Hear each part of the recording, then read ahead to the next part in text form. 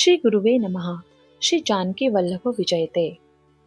नाम ही के प्रसाद से शिवजी अविनाशी हैं और अमंगल वेश वाले होने पर भी मंगल की राशि हैं। सुखदेव जी और सनकादिक सिद्ध मुनि योगीगण नाम के ही प्रसाद से ब्रह्मानंद को भोगते हैं।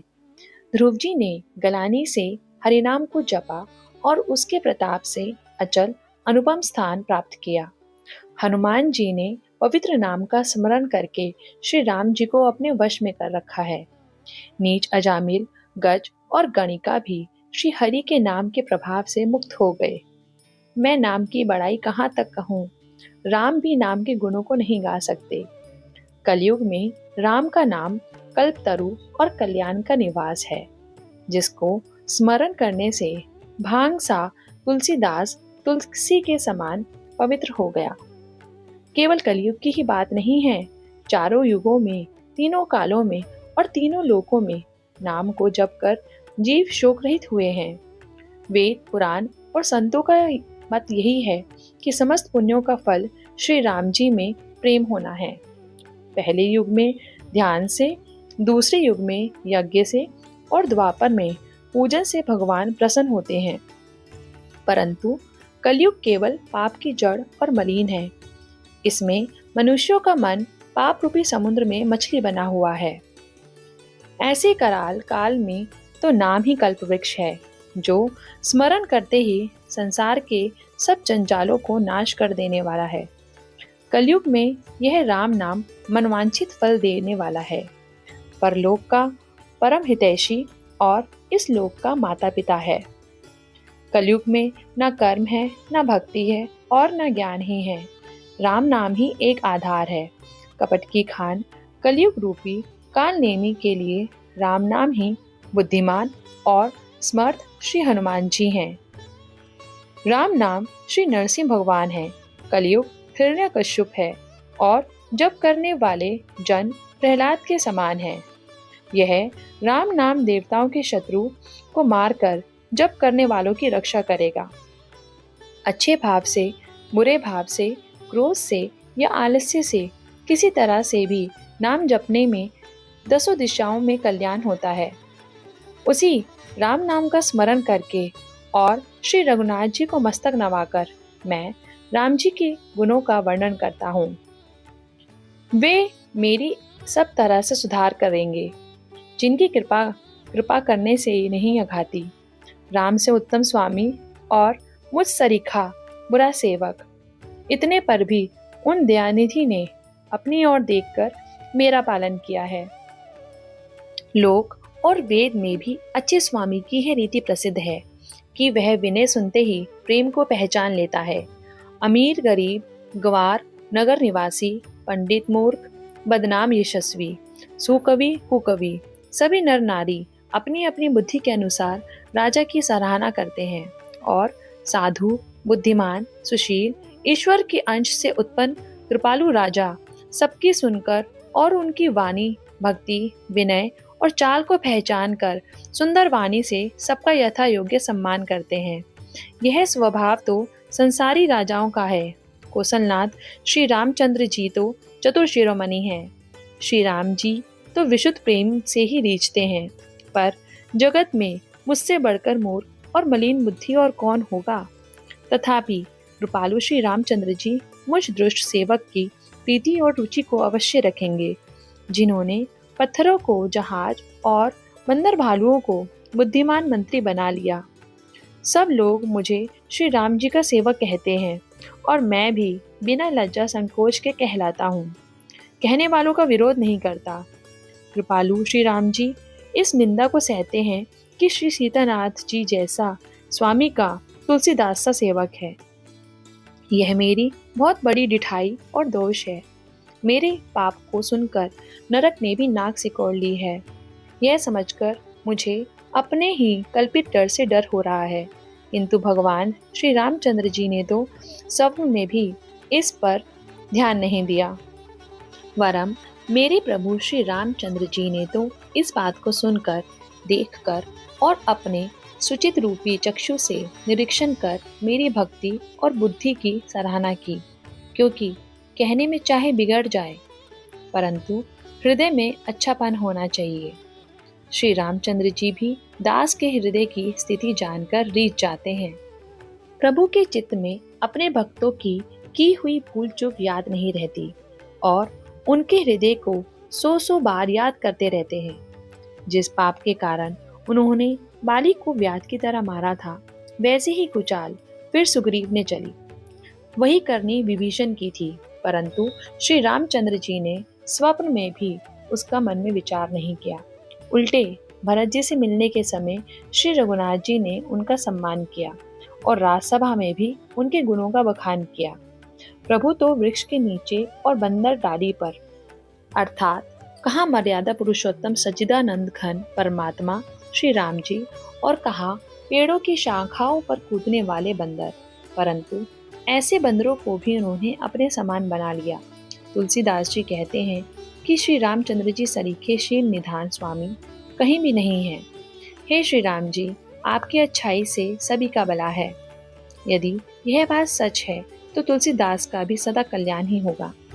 इस प्रकार अपने गुण दोषों को कहकर और सबको सिर नवाकर मैं श्री रघुनाथ जी का निर्मल यश वर्णन करता हूँ, जिसके सुनने से कलयुग के पाप नष्ट हो जाते हैं। मुनि याज्ञवल्क्य जी ने जो सुहावनी कथा मुनि श्रेष्ठ भारद्वाज जी को सुनाई थी, उसी संवाद को मैं बखान कर कहूँगा। सब सज्जन सुख का अनुभव करते हुए उसे सुने। शिवजी ने पहले इस सुहावने चरित्र को रचा, फिर कृपा करके पार्वती जी को सुनाया।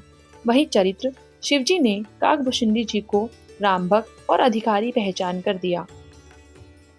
उन काकभूषुंडी जी से फिर याज्ञवल्क्य जी ने पाया और उन्होंने फिर उसे भरद्वाज जी को गाकर सुनाया।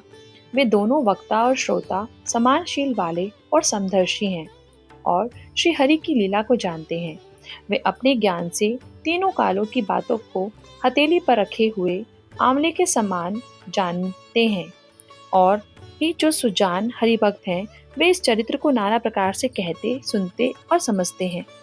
फिर वही कथा मैंने वाराह क्षेत्र में अपने गुरुजी से सुनी, परंतु उस समय मैं लड़कपन के कारण बहुत बेसमझ था, इससे उसको उस प्रकार अच्छी तरह समझा नहीं। श्री राम जी की गूढ़ कथा के वक्ता और श्रोता दोनों ज्ञान के खजाने होते हैं। मैं कलयुग के पापों से ग्रसा हुआ महामूढ़ जी भला उसको कैसे समझ सकता था। तो भी गुरुजी ने जब बार बार कथा कही, तब बुद्धि के अनुसार कुछ समझ में आई। वही अब मेरे द्वारा भाषा में रची जाएगी, जिससे मेरे मन को संतोष हो। जैसा कुछ मुझ में बुद्धि और विवेक का बल है, मैं हृदय में हरि की प्रेरणा से उसी के अनुसार कहूँगा। मैं अपने संदेह, अज्ञान और भ्रम को हरने वाली कथा रचता हूँ, जो संसार रूपी नदी के पार करने के लिए नाव है। राम कथा पंडितों को विश्राम देने वाली, सब मनुष्यों को प्रसन्न करने वाली और कलयुग के पापों का नाश करने वाली है। राम कथा कलयुग रूपी सांप के लिए मोरनी है और विवेक रूपी अग्नि के प्रकट करने के लिए अरणी है।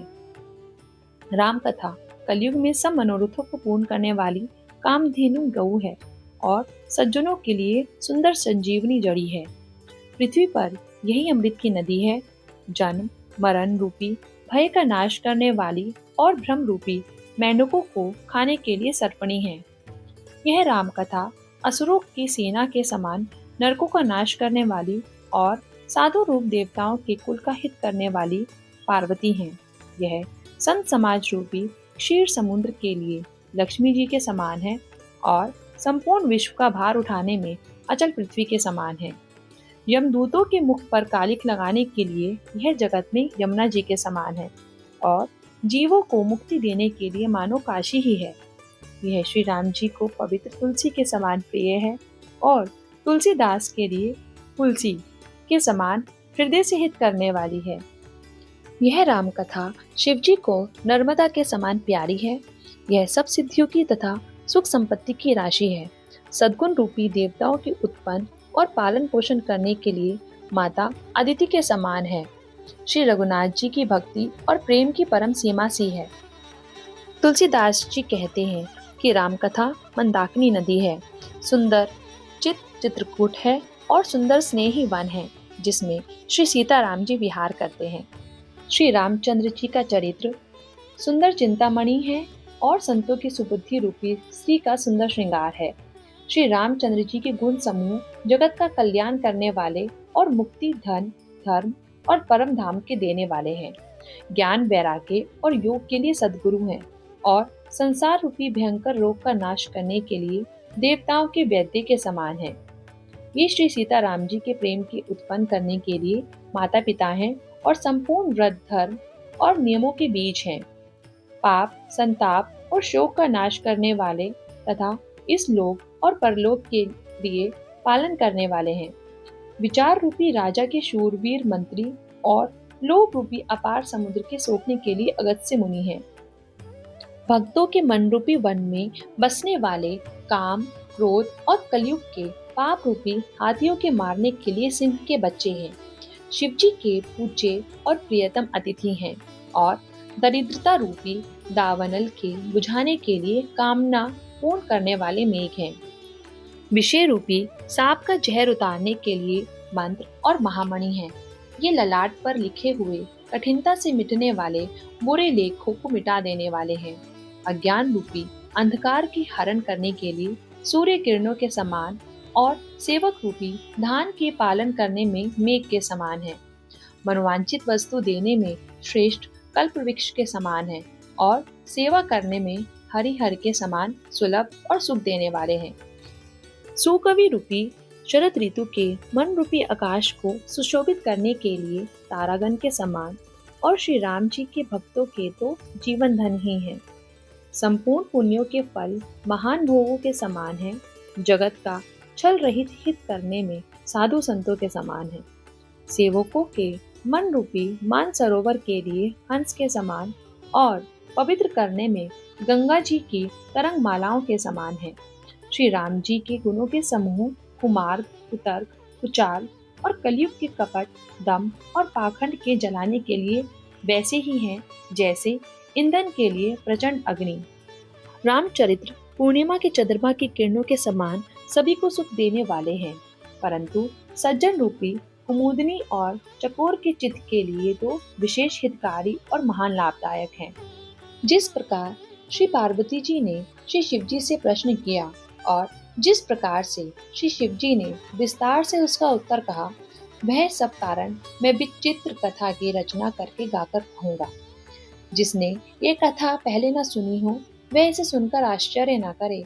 जो ज्ञानी इस विचित्र कथा को सुनते हैं वे यह जानकर आश्चर्य नहीं करते कि संसार में राम कथा की कोई सीमा नहीं है। उनके मन में ऐसा विश्वास रहता है। नाना प्रकार से श्री रामचंद्र जी के अवतार हुए हैं और 100 करोड़ तथा अपार रामायण है। कल्प भेद के अनुसार श्री हरि के सुंदर चरित्रों को मुनीश्वरों ने अनेकों प्रकार से गाया है। हृदय में ऐसा विचार कर संदेह न कीजिए और आदर सहित प्रेम से इस कथा को सुनिए। श्री रामचंद्र जी अनंत हैं, उनके गुण भी अनंत हैं और उनकी कथाओं का विस्तार भी असीम है। अतएव जिनके विचार निर्मल हैं वे इस कथा को सुनकर आश्चर्य नहीं मानेंगे। इस प्रकार सब संदेहों को दूर करके और श्री गुरु जी के चरण कमलों की रज को सर पर धारण करके मैं पुनः हाथ जोड़कर सबकी विनती करता हूँ, जिससे कथा की रचना में कोई दोष स्पर्श न करने पावे। अब मैं आदर पूर्वक श्री शिव जी को सर नवाकर श्री रामचंद्र जी के गुणों की निर्मल कथा कहता हूँ। श्री हरि के चरणों पर सिर रखकर संवत 1631 में इस कथा का आरंभ करता हूँ। चैत्र मास की नवमी तिथि मंगलवार को श्री अयोध्या जी में यह चरित्र प्रकाशित हुआ, जिस दिन श्री राम जी का जन्म होता है। वेद कहते हैं कि उस दिन सारे तीर्थ वहाँ श्री अयोध्या जी में चले आते हैं। असुर, नाग, पक्षी, मनुष्य, मुनि और देवता सब अयोध्या जी में आकर श्री रघुनाथ जी की सेवा करते हैं। बुद्धिमान लोग जन्म का महोत्सव मनाते हैं और श्री रामचंद्र जी की सुंदर कीर्ति का गान करते हैं। सज्जनों के बहुत से समूह उस दिन श्री सरयू जी के पवित्र जल में स्नान करते हैं और हृदय में सुंदर श्याम शरीर श्री रघुनाथ जी का ध्यान करके उनके नाम का जप करते हैं। वेद पुराण कहते हैं कि श्री सरयू जी का दर्शन, स्पर्श, स्नान और जलपान पापों का हरता है। यह नदी बड़ी ही पवित्र है, जिसकी महिमा अनंत है, जिसे विमल बुद्धि वाली सरस्वती जी भी नहीं कह सकती। यह शोभायमान अयोध्यापुरी श्री रामचंद्र जी के परम धाम की देने वाली है। सब लोकों में प्रसिद्ध है और अत्यंत पवित्र है। जगत में चार खाने के अनंत जीव हैं। इनमें से जो कोई भी अयोध्या जी में शरीर छोड़ते हैं, वे फिर संसार में नहीं आते। इस अयोध्यापुरी को सब प्रकार से मनोहर, सब सिद्धियों की देने वाली और कल्याण की खान समझकर मैंने इस निर्मल कथा का आरंभ किया, जिससे सुनने में काम, मद और दम नष्ट हो जाते हैं। इसका नाम रामचरितमानस है, जिसके कानों से सुनते ही शांति मिलती है। मन रूपी हाथी विषय रूपी दावानल में जल रहा है। वह यदि इस रामचरितमानस रूपी सरोवर में आ पड़े तो सुखी हो जाए। यह रामचरितमानस मुनियों का प्रिय है। इस सुहावने और पवित्र मानस की शिवजी ने रचना की। यह तीनों प्रकार के दोषों, दुखों और दरिद्रता को तथा कलयुग की कुचालों और सब पापों को नाश करने वाला है। श्री महादेव जी ने इसको रचकर अपने मन में रखा था और सुअवसर पाकर पार्वती जी से कहा। इसी से शिवजी ने इसको अपने हृदय में देखकर और प्रसन्न होकर इसका सुंदर रामचरितमानस नाम रखा। मैं उसी सुख देने वाली सुहावनी राम कथा को कहता हूँ। हे सज्जनों, आदर पूर्वक मन लगाकर इसे सुनिए। यह रामचरितमानस जैसा है, जिस प्रकार बना है और जिस हेतु से जगत में इसका प्रचार हुआ है, अब वही सब कथा मैं श्री उमा महेश्वर का स्मरण करके कहता हूँ। श्री शिवजी की कृपा से उसके हृदय में सुंदर बुद्धि का विकास हुआ, जिससे यह तुलसीदास श्री रामचरितमानस का कवि हुआ। अपनी बुद्धि के अनुसार तो वह इसे मनोहर ही बनाता है, किंतु फिर भी हे सज्जनों, सुंदर चित्त से सुनकर इसे आप सुधार लीजिए। सुंदर बुद्धि भूमि है, हृदय ही उसमें गहरा स्थान है। वेद पुराण समुद्र है और साधु संत मेघ है। वे श्री राम जी के सुयश रूपी सुंदर, मधुर, मनोहर और मंगलकारी जल की वर्षा करते हैं। सगुन लीला का जो विस्तार से वर्णन करते हैं, वही राम सुयश रूपी जल की निर्मलता है, जो मल का नाश करती है। और जिस प्रेमा भक्ति का वर्णन नहीं किया जा सकता, वही इस जल की मधुरता और सुंदर शीतलता है। वह राम सुयश रूपी जल सत्कर्म रूपी धान के लिए हितकर है और श्री राम जी के भक्तों का तो वह जीवन ही है। वह पवित्र जल बुद्धि रूपी पृथ्वी पर गिरा और सिमटकर सुहावने कान रूपी मार्ग से चला और मानस रूपी श्रेष्ठ स्थान में भरकर वहीं स्थिर हो गया। वही पुराना होकर सुंदर, रुचिकर, शीतल और सुखदायी हो गया। इस कथा में बुद्धि से विचार कर जो चार अत्यंत सुंदर और उत्तम संवाद रचे हैं, वही इस पवित्र और सुंदर सरोवर के चार मनोहर घाट हैं। 7 कान ही इस मानस सरोवर की सुंदर 7 सीढ़ियां हैं, जिनको ज्ञान रूपी नेत्रों से देखते ही मन प्रसन्न हो जाता है। श्री रघुनाथ जी की निर्गुण और निर्बाध महिमा का जो वर्णन किया जाएगा, वही सुंदर जल की अथाह गहराई है। श्री रामचंद्र जी और सीता जी का यश अमृत के समान जल है। इसमें जो उपमाएं दी गई हैं, वही तरंगों का मनोहर विलास है। सुंदर चौपाइयां ही इसमें घनी फैली हुई पुरैन है और कविता की युक्तियां सुंदर मणि उत्पन्न करने वाली सुहावनी सीतियां हैं। जो सुंदर छंद, सौरठे और दोहे हैं, वही इसमें बहुरंगे कमलों के समूह सुशोभित हैं। अनुपम अर्थ, ऊंचे भाव और सुंदर भाषा ही पराग, मकरंद और सुगंध है। सत्कर्मों के पुंज, भोरों की सुंदर पंक्तियां हैं। ज्ञान, वैराग्य और विचार हंस हैं। कविता की ध्वनि, वक्रोक्ति, गुण और जाति ही अनेकों प्रकार की मनोहर मछलियां हैं। अर्थ, धर्म, काम, मोक्ष, ये चारों ज्ञान विज्ञान का विचार के कहना, काव्य के 9 रस, जप, तप, योग और वैराग्य के प्रसंग, ये सब इस सरोवर के सुंदर जलचर जीव हैं। सुकृति जनों के, साधु के और श्री राम नाम के गुणों का गान ही विचित्र जल पक्षियों के समान है। संतों की सभा ही इस सरोवर के चारों ओर की अम्बराई है और श्रद्धा वसंत ऋतु के समान कही गई है। नाना प्रकार से भक्ति का निरूपण और क्षमा, दया तथा दम लताओं के मंडप है, मन का निग्रह, यम, नियम ही उनके फूल हैं, ज्ञान फल हैं और श्री हरि के चरणों में प्रेम ही इस ज्ञान रूपी फल का रस है, ऐसा वेदों ने कहा है। इस रामचरितमानस में और भी जो अनेक प्रसंगों की कथाएं हैं, वे ही इसमें तोते, कोयल आदि रंग बिरंगे पक्षी हैं। कथा में जो रोमांच होता है वही वाटिका, बाग और वन है, और जो सुख होता है वही सुंदर पक्षियों का विहार है। निर्मल मन ही माली है, जो प्रेम रूपी जल से सुंदर नेत्रों द्वारा उनको सींचता है। जो लोग इस चरित्र को सावधानी से गाते हैं, वे ही इस तालाब के चतुर रखवाले हैं, और जो स्त्री पुरुष सदा आदर पूर्वक इसे सुनते हैं, वे ही इस सुंदर मानस के अधिकारी उत्तम देवता हैं। जो अति दुष्ट और विषयी हैं, वे अभागे बगुले और कौवे हैं, जो इस सरोवर के समीप नहीं जाते, क्योंकि यहाँ घोंगे, मेंढक और सेवार के समान विषय रस की नाना कथाएं नहीं हैं। इसी कारण बेचारे कौवे और बगले रूपी विषयी लोग यहाँ आते हुए हृदय में हार मान जाते हैं, क्योंकि इस सरोवर तक आने में कठिनाई बहुत है। श्री राम जी की कृपा बिना यहाँ नहीं आया जाता। घोर कुसंगी भयानक बुरा रास्ता है। उन कसंगियों के वचन ही बाघ, सिंह और सांप है। घर के काम काज और गृहस्थी की भांति भांति के जंजाल ही अत्यंत दुर्गम बड़े बड़े पहाड़ हैं। मोह, मद और मान ही बहुत से बीहड़ वन हैं, और नाना प्रकार के कुतर्क ही भयानक नदियां हैं, जिनके पास श्रद्धा रूपी राह खर्च नहीं है और संतों का साथ नहीं है, और जिनको श्री रघुनाथ जी प्रिय नहीं है, उनके लिए यह मानस अत्यंत ही अगम है।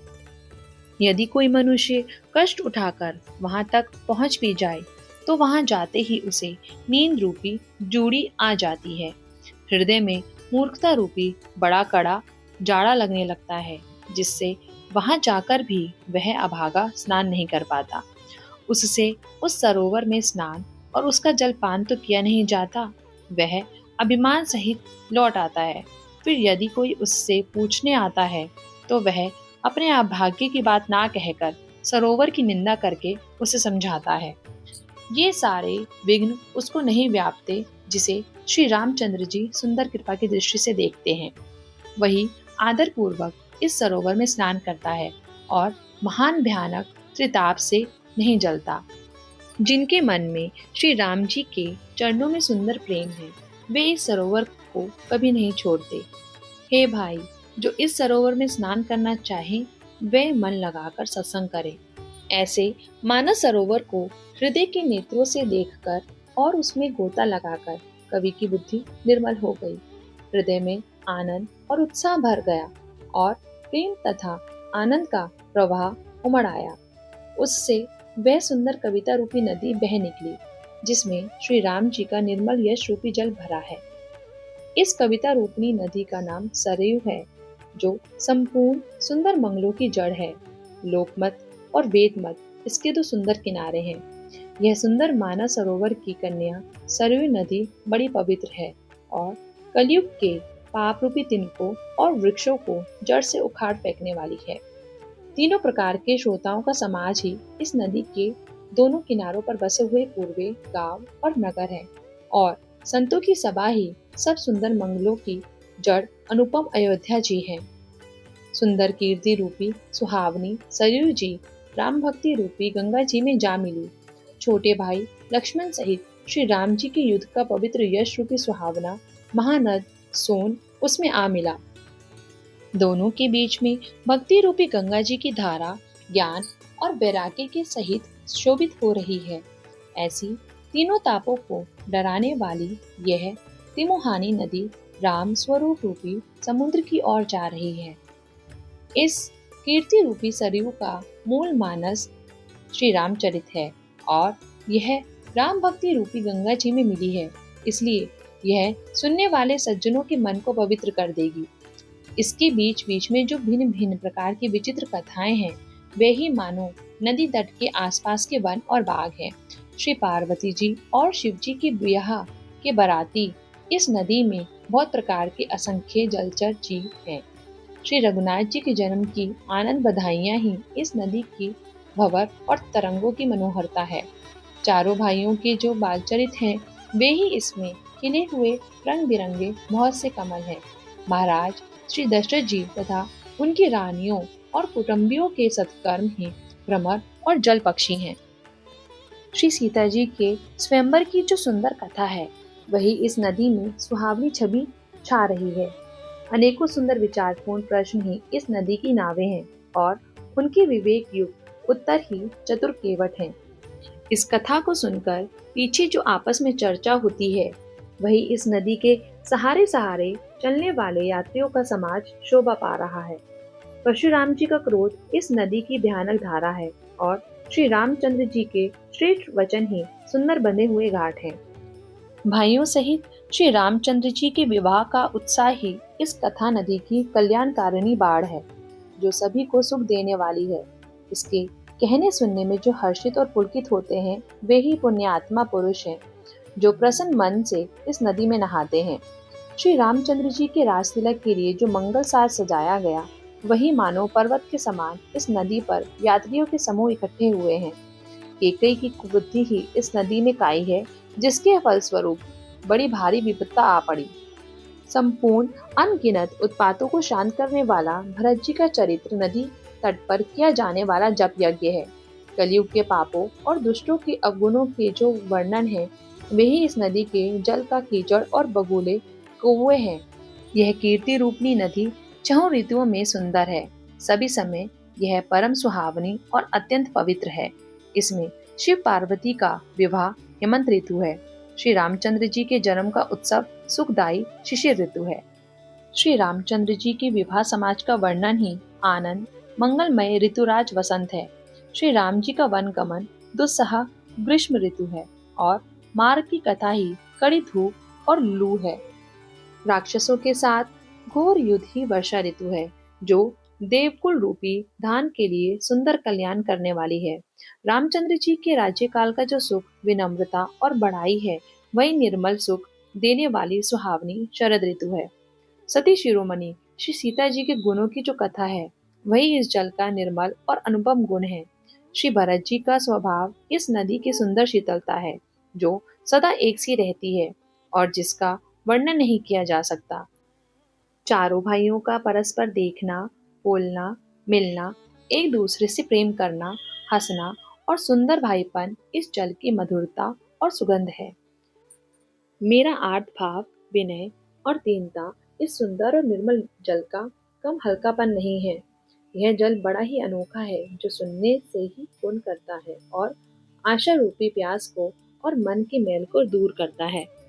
यह जल श्री रामचंद्र जी के सुंदर प्रेम को पुष्ट करता है, कलयुग के समस्त पापों और उनसे होने वाली ग्लानि को हर लेता है, संसार के श्रम को सोख लेता है, संतोष को भी संतुष्ट करता है और पाप, ताप, दरिद्रता और दोषों को नष्ट कर देता है। यह जल काम, क्रोध, मद और मोह का नाश करने वाला और निर्मल ज्ञान और वैराग्य को बढ़ाने वाला है। इसमें आदर पूर्वक स्नान करने से और इसे पीने से हृदय में रहने वाले सब पाप ताप मिट जाते हैं।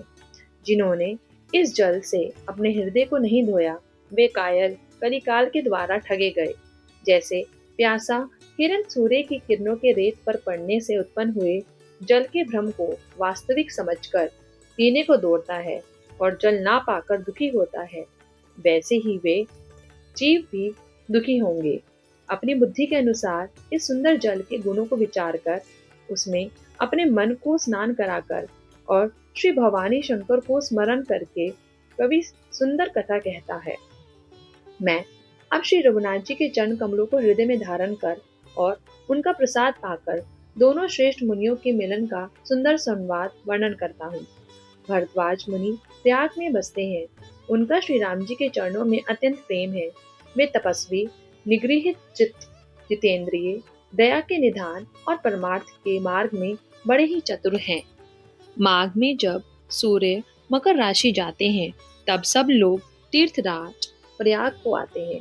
देवता, दैत्य, किन्नर और मनुष्य के समूह सब आदर पूर्वक त्रिवेणी में स्नान करते हैं।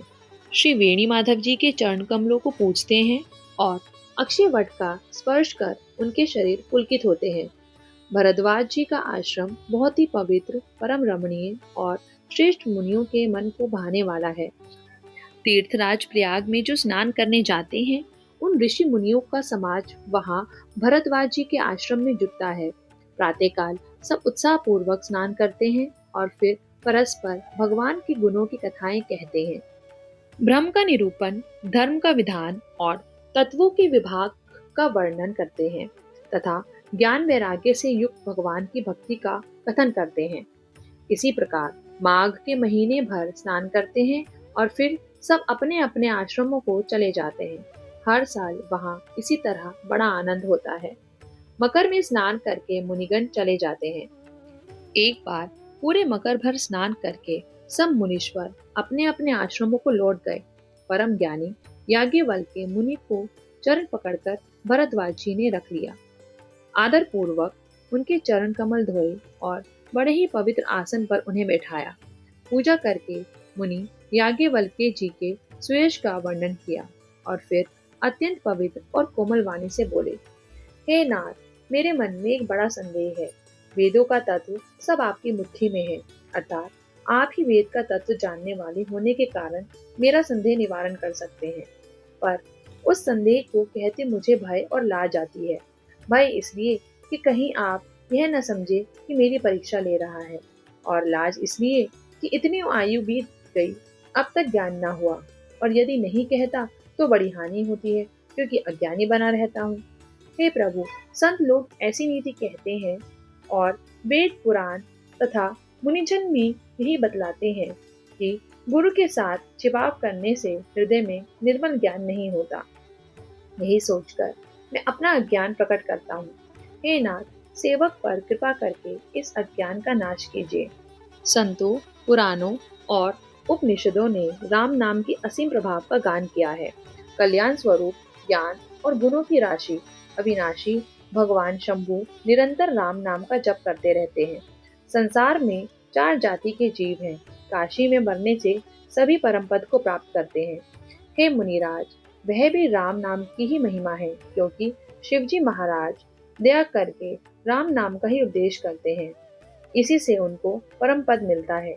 हे प्रभु, मैं आपसे पूछता हूँ कि वे राम कौन है? हे कृपा निधान, मुझे समझाकर कहिए। एक राम तो अवध नरेश दशरथ जी के कुमार हैं।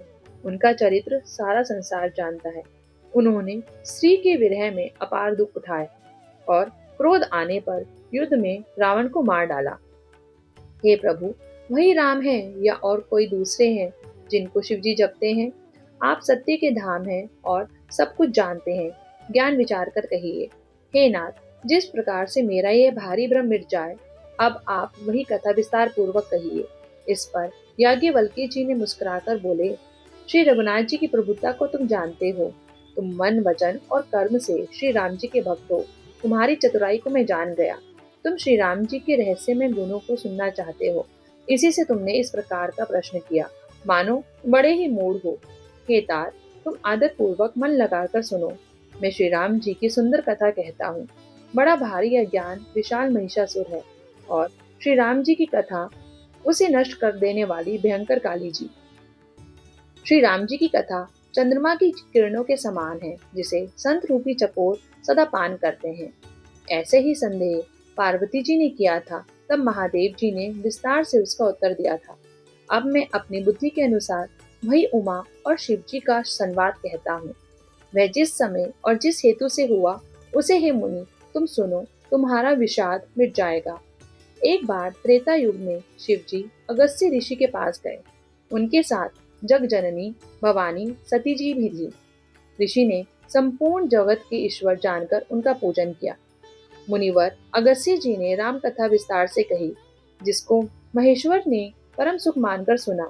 फिर ऋषि ने शिवजी से सुंदर हरि भक्ति पूछी और शिवजी ने उनको अधिकारी मानकर भक्ति का निरूपण किया। श्री रघुनाथ जी के गुणों की कथाएं कहते सुनते कुछ दिन तक शिवजी वहां रहे। फिर मुनि से विदा मांगकर शिवजी दक्ष कुमारी सती के साथ घर कैलाश को चले। उन्हीं दिनों पृथ्वी का भार उतारने के लिए श्री हरि ने रघुवंश में अवतार लिया था। वे अविनाशी भगवान उस समय पिता के वचन से राज्य का त्याग करके तपस्वी या साधु वेश में दंडक वन में विचर रहे थे। शिवजी हृदय में विचारते जा रहे थे कि भगवान के दर्शन मुझे किस प्रकार हो। प्रभु ने गुप्त रूप से अवतार लिया है, मेरे जाने से सब लोग जान जाएंगे। श्री शंकर जी के हृदय में इस बात को लेकर बड़ी खलबली उत्पन्न हो गई, परंतु सती जी इस भेद को नहीं जानती थी। तुलसीदास जी कहते हैं कि शिव जी के मन में भेद खुलने का डर था, परंतु दर्शन के लोभ से उनके नेत्र ललचा रहे थे। रावण ने अपनी मृत्यु मनुष्य के हाथ से मांगी थी। ब्रह्मा जी के वचनों को प्रभु सत्य करना चाहते हैं। मैं जो पास नहीं जाता हूँ तो बड़ा पछतावा रह जाएगा। इस प्रकार शिव जी विचार करते थे, परंतु कोई भी युक्ति ठीक नहीं बैठती थी। इस प्रकार महादेव जी चिंता के वश हो गए। उसी समय नीच रावण ने जाकर मारीच को साथ लिया और वह तुरंत कपट मृग बन गया। मूर्ख रावण ने छल करके सीता जी को हर लिया। उसे श्री रामचंद्र जी के वास्तविक प्रभाव का कुछ भी पता ना था। मृग को मारकर भाई लक्ष्मण सहित श्री हरि आश्रम में आए और उसे खाली देखकर उनके नेत्रों में आंसू भर आए। श्री रघुनाथ जी मनुष्य की भांति विरह से व्याकुल है और दोनों भाई वन में सीता जी को खोजते हुए फिर रहे हैं। जिनके कभी कोई संयोग वियोग नहीं है, उनमें प्रत्यक्ष विरह का दुख देखा गया। श्री रघुनाथ जी का चरित्र बड़ा ही विचित्र है। उसको पहुंचे हुए ज्ञानी जन ही जानते हैं। जो मंद बुद्धि हैं, वे तो विशेष रूप से मोह के वश होकर हृदय में कुछ दूसरी ही बात समझ बैठते हैं। श्री शिवजी ने उस अवसर पर श्री राम जी को देखा और उनके हृदय में बहुत भारी आनंद उत्पन्न हुआ। उन शोभा के समुद्र श्री रामचंद्र जी को देखकर शिवजी के नेत्रों में जल भर आया, परंतु अवसर ठीक न जानकर परिचय नहीं किया। जगत के पवित्र करने वाले सच्चिदानंद की जय हो, इस प्रकार कहकर कामदेव का नाश करने वाले श्री शिवजी चल पड़े। कृपा निधान शिवजी बार बार आनंद से पुलकित होते हुए सती जी के साथ चले जा रहे थे। सती जी ने शंकर जी की वह दशा देखी तो उनके मन में बड़ा संदेह उत्पन्न हो गया। वे मन ही मन कहने लगी कि शंकर जी की सारी जगत वंदना करता है, वे जगत के ईश्वर है। देवता, मनुष्य, मुनि सब उनके प्रति सिर नवाते हैं। उन्होंने एक राजपुत्र को सच्चिदानंद परम धाम कहकर प्रणाम किया और उसकी शोभा देखकर वे इतने प्रेम मग्न हो गए कि अब तक उनके हृदय में प्रीति रोकने से भी नहीं रुकती। जो ब्रह्म सर्वव्यापक, माया रहित, अजन्मा, अगोचर, इच्छा रहित और वेद रहित है और जिसे वेद भी नहीं जानते, क्या वह देह धारण करके मनुष्य हो सकता है? देवताओं के हित के लिए मनुष्य शरीर धारण करने वाले जो विष्णु भगवान हैं, वे भी शिवजी की ही भांति सर्वज्ञ हैं। वे ज्ञान के भंडार, लक्ष्मीपति और असुरों के शत्रु भगवान विष्णु क्या अज्ञानी की तरह स्त्री को खोजेंगे? फिर शिवजी के वचन भी झूठे नहीं हो सकते। सब कोई जानते हैं कि शिवजी सर्वज्ञ हैं। सती के मन में इस प्रकार का अपार संदेह उठ खड़ा हुआ। किसी तरह भी उनके हृदय में ज्ञान का प्रादुर्भाव नहीं होता था। यद्यपि भवानी जी ने प्रकट में कुछ भी नहीं कहा, पर अंतर्यामी शिव जी सब जान गए। वे बोले, हे सती, सुनो, तुम्हारा स्त्री स्वभाव है, ऐसा संदेह मन में कभी न रखना। जिनकी कथा का अगस्त्य ऋषि ने गान किया और जिनकी भक्ति मैंने मुनि को सुनाई, ये वही मेरे इष्ट देव श्री रघुवीर जी हैं, जिनकी सेवा ज्ञानी मुनि सदा किया करते हैं। ज्ञानी मुनि, योगी और सिद्ध निरंतर निर्मल चित्त से जिनका ध्यान करते हैं तथा वेद पुराण और शास्त्र नेति नेति कहकर जिनकी कीर्ति गाते हैं, उन्हीं सर्वव्यापक समस्त ब्रह्मांड के स्वामी, मायापति, नित्य परम स्वतंत्र ब्रह्म रूप भगवान श्री राम जी ने अपने भक्तों के हित के लिए रघुकुल में मणि रूप में अवतार लिया है। यद्यपि शिव जी ने बहुत बार समझाया, फिर भी सती जी के हृदय में उनका उपदेश नहीं बैठा। तब महादेव जी मन में भगवान की माया का बल जानकर मुस्कुराते हुए बोले, जो तुम्हारे मन में बहुत संदेह है तो तुम जाकर परीक्षा क्यों नहीं ले लेती? जब तक तुम मेरे पास यहाँ लौट आओगी तब तक मैं इसी बड़ की छांव में बैठ जाता हूँ। जिस प्रकार तुम्हारा यह अज्ञान जनित भारी भ्रम दूर हो, भली भांति विवेक के द्वारा सोच समझकर तुम वही करना।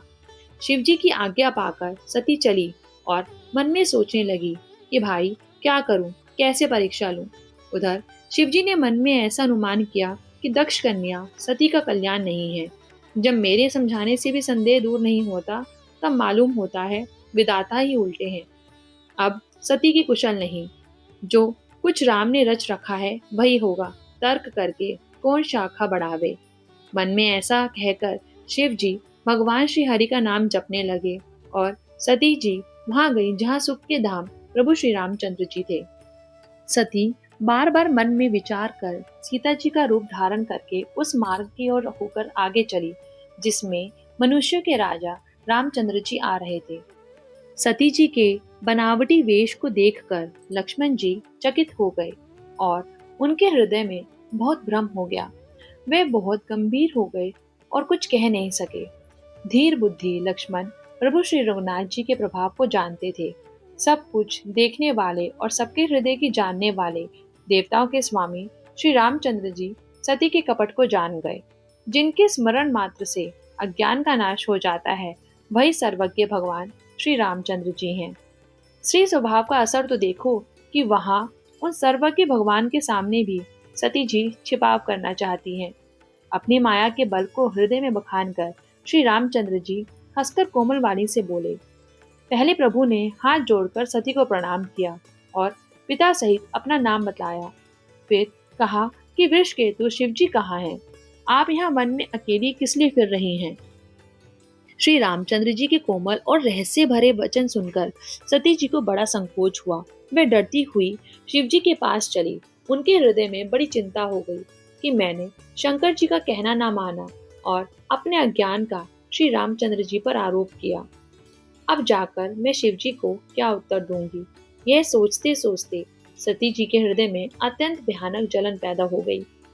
श्री रामचंद्र जी ने जान लिया कि सती जी को दुख हुआ।